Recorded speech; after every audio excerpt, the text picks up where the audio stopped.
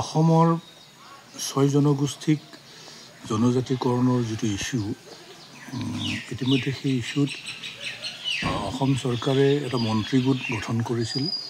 সেই মন্ত্ৰীগোটে যোৱা ২৯ নৱেম্বৰ তাৰিখে বিধানসভাৰ মজিয়াত তেওঁলোকৰ ৰিপৰ্ট দাখিল কৰিছে আৰু সেই ৰিপৰ্টটো আমি অধ্যয়ন কৰিছোঁ। অধ্যয়ন কৰাৰ পিছত কেইটামান আখোৱা তাত ৰৈ গৈছে, যাৰ কাৰণে আমি ইয়াৰ এটা ৰিভিজন বিচাৰিছোঁ আৰু ৰিভিজন বিচাৰি আমি কেইটামান সংগ্ৰামী কাৰ্যসূচীও আমি ৰূপায়ণ কৰিছিলোঁ। মূল কথাটো হ'ল যে আনডিভাইডেড গোৱালপাৰা ডিষ্ট্ৰিক্টৰ কোচ ৰাজবংশীসকলক যদি ছেটেল ট্ৰাইব প্লেইনছ কৰা যায় তেতিয়াহ'লে বড়োলেণ্ড টেৰিটৰিয়েল কাউন্সিল আৰু ৰাভা হাছং অট'নমাছ কাউন্সিলৰ এফেক্ট হ'ব। সেইকাৰণে সেইটো পুনৰীক্ষণ কৰিবৰ কাৰণে আমি দাবী জনাইছোঁ। আৰু টাই আহোম, চুতীয়া, কোচ ৰাজবংশী আৰু চাহ জনগোষ্ঠী বা আদিবাসী তেওঁলোকক ছেটেল ট্ৰাইব ভেলী হিচাপে ৰিকগনিশ্যন কৰিবলৈ মন্ত্ৰীগোটে ৰিকমেণ্ডেশ্যন দিছে। সেই ৰিকমেণ্ডেশ্যনটোৰ ক্ষেত্ৰত ৰাজ্যত 3 টায়াৰ ট্ৰাইবেলৰ সৃষ্টি হৈছে এতিয়া, settle tribe plain, settle tribe hills আৰু ছেটেল ট্ৰাইব ভেলী।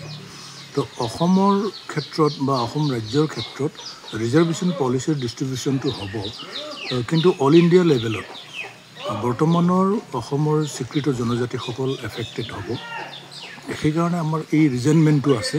তো এই ৰিজনমেণ্টটো আমি প্ৰকাশ কৰিছোঁ ইতিমধ্যে আৰু এই সম্পৰ্কত মন্ত্ৰীগোটৰ সৈতে দীঘলীয়া আলোচনা হৈছে। মুখ্যমন্ত্ৰী ডাঙৰীয়াৰ সৈতেও কেইবালানিও আলোচনা অনুষ্ঠিত হৈ গৈছে আৰু যোৱাকালি অসমৰ মুখ্যমন্ত্ৰী মাননীয় ডক্টৰ হিমন্ত বিশ্ব শৰ্মাই টেলিফোন যোগে আমাক গোটেই কথাখিনি জনাইছে যে কি কাৰণত আপোনালোকে আন্দোলন কৰিছে, কিয় বিদ্ৰোহ কৰিছে।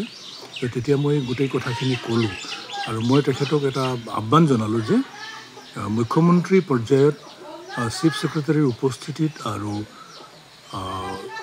মন্ত্ৰীগোটৰ অধ্যক্ষ আৰু সদস্যসকলৰ উপস্থিতিত CC2ৰ সৈতে এটা আলোচনা অনুষ্ঠিত কৰাৰ কাৰণে মই আহ্বান জনালোঁ আৰু সেই আহ্বানৰ পৰিপ্ৰেক্ষিতত তেখেতে মন্ত্ৰীগোটক দায়িত্ব দিছে আৰু অহা 4 ডিচেম্বৰ তাৰিখে CC2ৰ সৈতে মন্ত্ৰীগোটৰ বৈঠক আৰু তাতে মুখ্যমন্ত্ৰী ডাঙৰীয়া উপস্থিত থকাৰ কথা। আমালৈ ইতিমধ্যে পত্ৰ আহি পোৱা নাই। আমি আশা ৰাখিছোঁ আজিৰ ভিতৰতে সভাৰ কাৰণে পত্ৰ প্ৰেৰণ কৰিব। আমিও খুবেই পজিটিভ, এই ইছ্যুটোক ৰিজল্ভ হোৱাটো আমি বিচাৰোঁ, কিন্তু বৰ্তমানৰ জনজাতিসকলৰ যাতে ঘনাক্ষৰেও একো ক্ষতি নহয় তাৰ প্ৰতিও আমি লক্ষ্য ৰাখি আছোঁ।